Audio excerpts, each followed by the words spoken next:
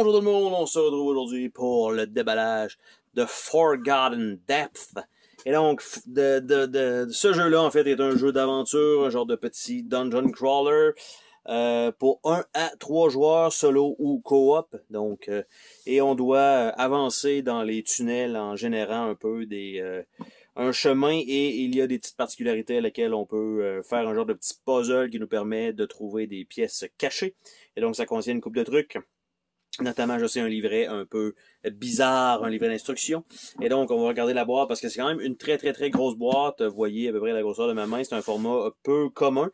Et donc, ça contient un tray, de ce que j'ai vu. Et dans ce tray-là, il semblerait qu'il y ait beaucoup d'air, donc beaucoup d'espace. Mais c'est juste bien pour remplir avec des expansions si jamais il y a. Donc, ceci étant dit, une boîte quand même relativement correcte. On a une odeur de print. Et donc, ici, bonjour. Vous avez une copie du jeu qui inclut 2 cartes d'extra qui devraient être retirées avant de jouer. Donc, retrouvez ces 2 cartes. Et donc, tout simplement, qui sont déjà à l'intérieur. Donc, on va devoir retirer ces cartes-là. On va les voir tout à l'heure. On a un livre d'instructions qui est, ma foi, un format plutôt grand. Hein? Donc, ça comme ça. Et le texte est écrit en très petit. Malgré tout, donc il y a des bonnes images pour la description, mais le reste du texte est écrit en petit. Par contre, pas de mur de texte clair, donc pas de syndrome GMT Game, pour ceux qui connaissent un peu ces jeux-là.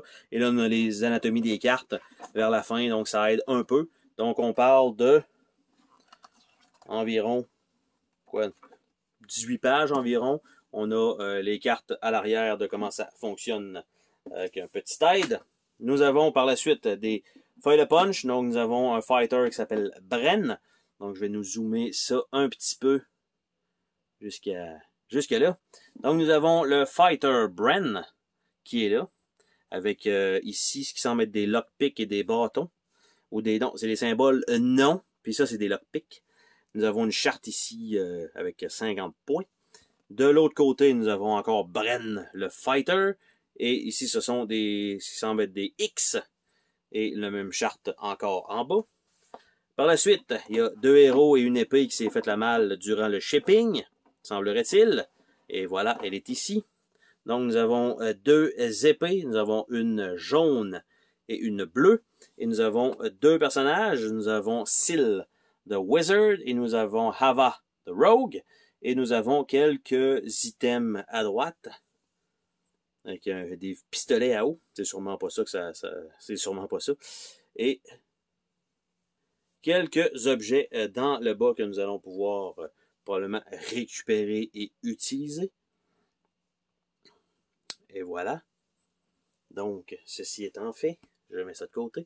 C'était les feuilles de punch. Nous avons des jetons en bois de différents types. Nous avons les cylindres, nous avons des cubes, nous avons une lanterne, ici, en bois, qui est quand même bien. Donc nous avons ça qu'on va pouvoir mettre de côté. Nous avons un pad de papier pour prendre des notes sur notre héros, pour ceux qui veulent prendre des notes de papier. Nous avons un autre pad de papier avec d'autres types, donc d'autres types d'informations. Nous avons un bag fourni, un seul baggies, et nous avons les cartes qui sont là. Vous voyez que on a des cartes carrées, donc pour le chemin, qui devrait, j'allais dire, se trouver là, mais non, je crois que c'est probablement là vraiment que ça va. On a 2 paquets de cartes ici qui vont clairement pas là, mais on a des cartes de format tarot qui peuvent entrer là et ici, un petit peu plus haut ici, donc on a tout ça. On a les piles de cartes. On voit qu'ils pourraient probablement aller ici dans ce sens-là. Ou ce sont les cartes peut-être carrées qui vont aller là. Ouais, ça pourrait faire du sens. On a encore ici des decks qui peuvent aller là. Donc, il y a quand même de la place amplement dans la boîte. Il faut juste voir exactement où va quoi et comment. Mais pour l'instant, avec des sleeves, je pense que je serais pas mal confiant à dire que tout va rentrer dans cette boîte-là. Donc, on a 2 decks de cartes standard format poker. Nous avons un deck de cartes carrées qui va servir à faire la carte. nous avons des cartes de format tarot qui va servir à trouver des donjons et probablement des cartes d'objets ou des aventures. Donc, nous avons tout ça ici avec les symboles dans le coin, comme on peut voir. Et en dessous, du tray, pas de surprise, pas la carte ultime du jeu, pas de trucs comme ça, pas de surprise. Donc, ceci étant dit, ça fait partie, donc, l'insert, on voit qu'il y a quand même un peu de place pour probablement mettre les cylindres ici. Donc, tout ça rentre fort probablement dans cette boîte-là. J'ai pas regardé dans le livret d'instructions si ça nous indique quoi mettre où dans la boîte. On va faire un petit tour rapidement, tant qu'à vous avoir en ligne. Je vais vous garder un petit peu. Et donc, pour l'instant, je dirais que non. Mais probablement que sur le net, quelqu'un s'est gentiment volontarisé pour nous donner l'exemple de comment remettre ça dans la boîte. Donc, on va simplement ouvrir les cartes. On va commencer par le deck de cartes de lieu d'emplacement, donc sur le plateau, on va dire ça comme ça, qui va être généré aléatoirement. Et donc, avec ces cartes-là. Donc, voilà. Ici, ça a l'air d'être des portes ouvertes. Et on a donc une série de cartes comme ça. Et après ça, ça change pour les genres de grottes. Et là, si je regarde ça vite de même, ah ouais, après ça, il doit en avoir un autre, un genre de donjon. Fait que là, si je fais ça comme ça doit pas aller là. Mais moi, je me dis, ah ouais, ça fait bien pareil. Ça fait du sens, mais je sais que ça sera pas ça. Donc, on va regarder le premier paquet ici avec la porte comme ça, de quoi il en retourne de l'autre côté. Donc, on a le lieu en tant que tel et on a des trucs comme ça, des genres de symboles qui vont nous permettre de linker ça ensemble pour faire des effets spéciaux. Donc, ici, ça semble être un genre de désert, montagne. L'artwork est un peu bizarre, mais je crois que ça va bien fonctionner. On a quelques icônes aussi. Probablement essayer de piger des cartes et de faire les combats en conséquence. Le système de combat me paraissait très intéressant dans le jeu d'ailleurs. Et si je me trompe pas, c'était le site Dungeon Dive qui m'a fait découvrir le jeu. Donc, un grand merci à la personne qui gère ce channel, qui m'a permis donc de découvrir ce jeu-là. Et là, je ne vais pas le remettre là, je pense que je vais les remettre ici tout simplement, ça va être plus simple. Nous avons par la suite les genres de grottes. Et le chemin est complètement différent, l'artwork est complètement autre chose. Donc, on a on va dire trois donjons peut-être, différents. 3 lieux à explorer au complet. Je sais pas s'il y a des scénarios ou quoi que ce soit, mais au moins déjà, on voit que c'est très, très, très différent avec qu'est-ce qu'on avait de l'autre côté. Et le dernier va être un donjon classique, je pense, style château ou catacombe, selon l'image qui est là. Et on parle, donc évidemment, l'entrée ici, et ça c'est de l'autre côté. Donc on parle vraiment d'une crypte classique. Ça ne veut pas dire que c'est pas intéressant non plus à aller voir, attention, mais c'est un peu plus classique. Donc le premier, genre désertique montagne, et là on a les catacombes classiques, et on a les souterrains aussi qui sont là. Donc, par la suite, on va y aller avec un paquet format tarot et on voit que ça correspond au premier deck. Ça a l'air d'être des cartes spéciales comme je disais avec les liens. On a la même chose avec celui-là. Ici, je pourrais pas dire qu'est-ce que c'est. Et on a la même chose ici avec un 4 CI. On a 1, 2 et 4. Il n'y a pas l'air d'avoir de 3. Bref, on verra bien. Donc, je vais nous déballer ça ici, qui est peut-être la même chose, mais pour tous les lieux. Donc, évidemment, spoiler alert pour ceux qui ne veulent pas voir les cartes. Pour vous garder une surprise, je vous dirais que c'est le moment que vous arrêtez ça là. Donc, on a les symboles ici. Donc, on a ça, ça. Et est-ce que ça correspond aux emplacements? Oui, ça correspond aux emplacements. Et on a des cartes ici. Donc, c'est pas... Je croyais que ça allait tout être mélangé, mais bon, regarde, on va y aller comme ça. Donc, on a des trucs comme ça qu'on peut découvrir, donc pour des emplacements avec du texte et qu'est-ce qui se passe. Donc, on a ça et éventuellement, on va tomber sur des monstres, fort probablement. Donc, les artworks, là, c'est super beau. Là, on voit mieux le détail parce que c'est un peu plus proche aussi de ce qui est en train de se passer. Et donc, éventuellement, on va tomber sur une série de monstres. Je pense bien. Une paire de clés. La tombe est là, on tombe sur des monstres. Et là, voilà. On a, encore une fois, là, c'est plus des genres d'esprit. On a ici une carte qui a l'air de... Je pensais que ça allait être une carte d'aide, mais pas du tout. On a des... Le Colossal Broken Stair. OK, fait que des escaliers brisés. Donc, il se passe des choses. Vous pigez une carte. Vous lisez qu'est-ce qui se passe. Thématique avec le donjon que vous êtes en train de faire. Il se passe des choses. Vous devez réagir. Des fois, vous allez simplement prendre des dégâts. Des fois, vous allez avoir probablement la possibilité de faire des tests, je suppose. Par la suite, on va aller avec l'autre deck format tarot avec ce qui semble être une genre de boussole d'un format bizarre, mais bon. On va regarder ça ensemble. Allez. Et donc, ces cartes-là, est-ce qu'on a juste ça? Des boussoles, on a des boussoles bleues, beige, des cartes trésors, des trésors bleus, des trésors bruns, et on tombe avec des cartes CH qui semblent être l'autre deck, et on a encore une fois une carte comme ça. Bref, tout est mélangé un peu, fait que je vais y aller simplement comme ça, on va dire à la ramasse, et on y va. Donc, on voit qu'il y a quand même des objets au travers, il y a des ennemis, il y a des situations aussi qui se passent, et non pas juste... ben là, c'est sûr que c'est des objets parce que c'était les coffres qu'on a passé, donc ça vous donne à peu près une idée de tout ce qu'on peut trouver dans tout ce bordel.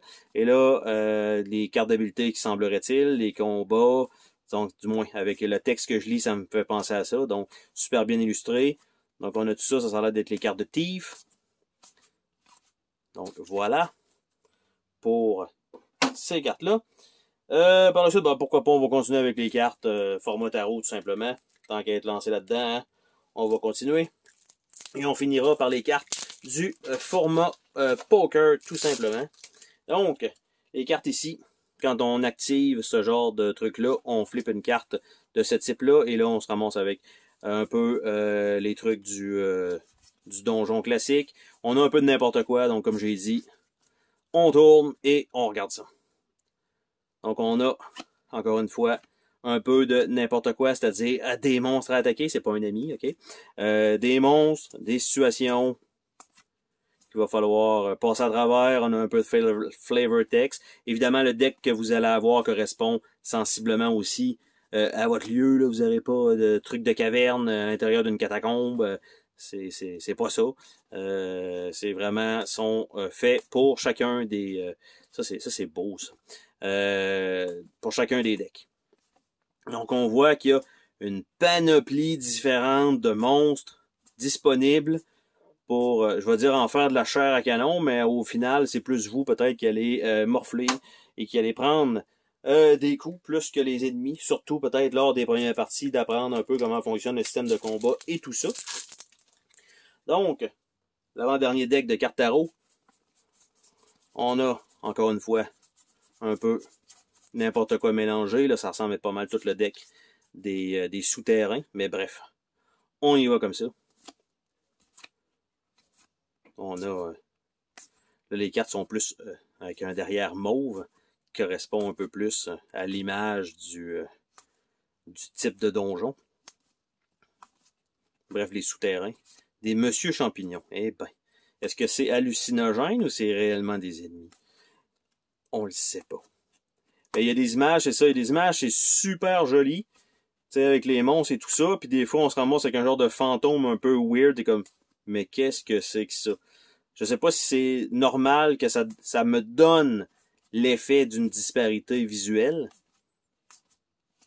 mais il y en a eu quelques cartes que j'ai fait, oh, ok, ça c'est vraiment différent de ce qu'on vient de voir, alors que les 3-4 cartes avant étaient super belles, bien illustrées, on se ramasse avec un genre de monstre vert électrique, comme, ça fait un peu bizarre à l'œil, ça accroche un petit peu.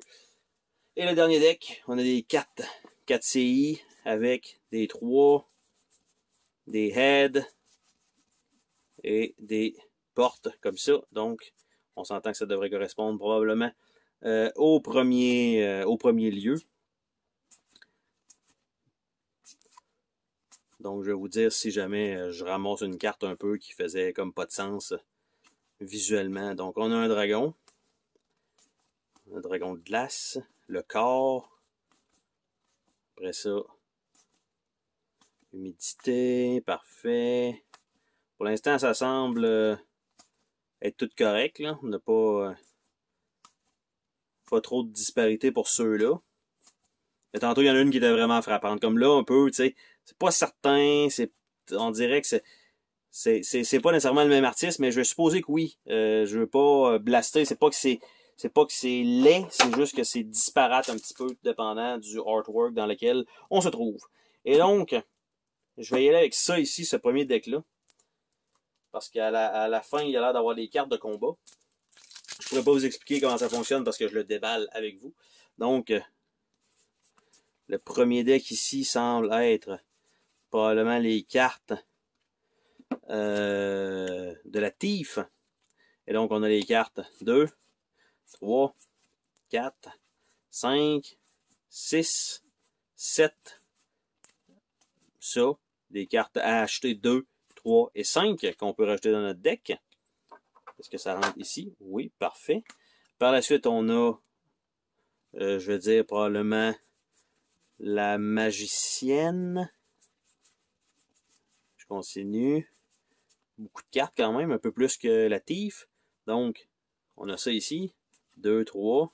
Toujours de plus en plus violent en fait avec les images. 7, 8. Après ça, on a ces cartes-là. On peut acheter des cartes supplémentaires à mettre dans son deck pour augmenter les chiffres possibles. 9 et 10, c'est énorme. Donc, on a ça. Et là, je ne sais pas exactement où je devrais les embarquer. Les envoyer là. Par la suite, on a ça ici. Donc, qui semble être le guerrier. Donc, qui fait du sens. Donc, 3, 4 avec une swing, 5 à deux mains, 6 à deux mains un peu plus rapide, 7 on est passé à travers, 8 on l'a fendu en deux. Après ça, on a les cartes d'achat possibles. Donc, c'est le même artwork qui est là, 9 et 10 encore une fois pour celui-là. Donc, probablement que ces cartes-là devraient aller là. Je pense que ça serait probablement mieux. Ça ferait plus de sens. Et il nous reste un deck de cartes pour continuer tout ça. Et c'est le reste des cartes de la Thief, de ce que je viens de voir, à la fin de ce deck-là. Parce que on a les cartes qui semblent être du niveau 3, parce qu'il y a un 3 dessus, donc je vais supposer qu'il y a des cartes aussi de niveau 2, et qui doit avoir des cartes de niveau 1, vu que je suis un devin.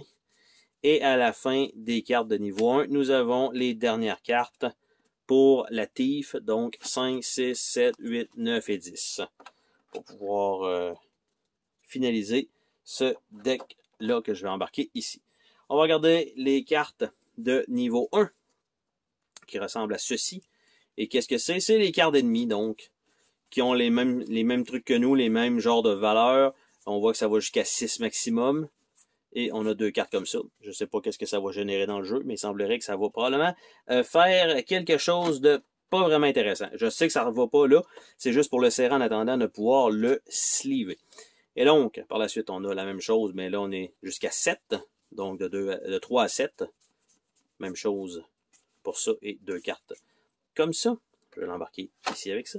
Et on a un niveau 3. Donc, probablement, quand on doit piger des cartes ennemies, ça doit être pigé là-dessus. Et on a de 1 à 7 cette fois-là. Donc, un plus gros range encore. 1 à 7, 4 fois. Et voilà. Et ce sont le même artwork sur les niveaux de 1 à 3. Donc, pour génériquement indiquer les ennemis. Et donc, ça fait le tour de ce déballage de Forgotten Death. Et donc, j'ai pas retiré les cartes pour l'instant. Je vais les retirer éventuellement lorsque je serai rendu à sleever. Donc, très grosse boîte, gros format, qui va permettre facilement l'inclusion d'expansion pour un futur Kickstarter. Donc, c'est pas un jeu que j'ai été procuré par Kickstarter, mais par contre, quand j'ai vu la vidéo, je me suis dit, ah, ça me paraît intéressant, j'ai pu le commander donc en ligne sur une boutique au Canada, et donc j'ai pu avoir cette copie-là quand même assez rapidement. Et donc, très content d'avoir pu avoir une copie donc de Forgotten Depth. Et là, j'ai le paquet de papier à côté du déballage des cartes, mais c'est pas si grave. Ah non, j'ai oublié un sac. Pas grave, ça sera pour une prochaine fois. On se dit à la prochaine. Bye bye!